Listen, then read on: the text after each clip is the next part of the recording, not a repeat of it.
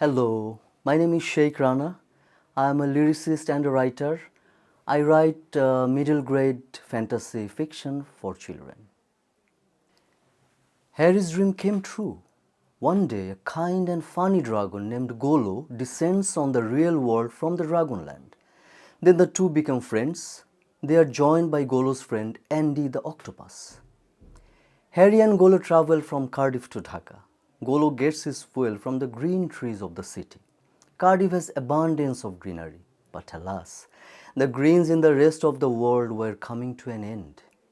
Arriving in Dhaka, Harry and Golo are faced with an imminent danger. Golo got stuck in a trap.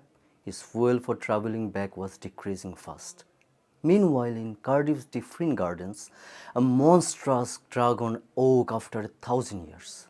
The fierce battle between good and evil began. Harry is accompanied by his school friends Eddie and Sally in this fight. But what did the terrible dragon really want? Could Harry and Golo protect themselves and the world from him?